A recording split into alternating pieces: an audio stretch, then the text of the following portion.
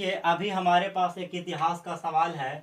सवाल कहता है कि अस्थाई बंदोबस्त से कंपनी को क्या क्या लाभ हुआ। तो अस्थाई बंदोबस्त कंपनी को निम्नलिखित प्रकार से लाभ हुआ था। तो पहला में क्या था, जो अस्थाई बंदोबस्त होने से सरकार की आय जो थी, सरकार की जो आय थी वो निश्चित हो गई थी।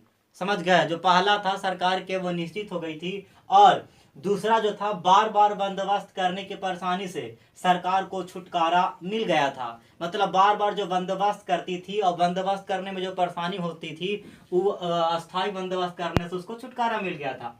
तीसरा जो है, अस्थाई बंदोबस्त के होने से जमींदारों को क्या हुआ था, जो जमींदार को लाभ हुआ था। समझ गए, जो अस्थाई बंदोबस्त हुआ उससे जमींदारों को लाभ हुआ।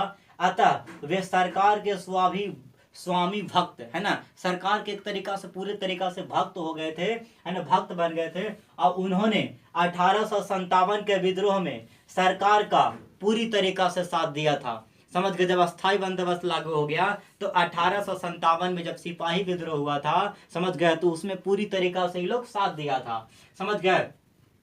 उसके बाद थी चौथा में क्या कहता है कि अस्थाई बंदोबस्त हो जाने से सरकारी जो कर्मचारी थी और अधिकारी और अधिक समय मिलने के कारण लोक कल्याण के कार्य आराम से कर सकते थे। ये चार गो इनका कंपनी का फायदा था।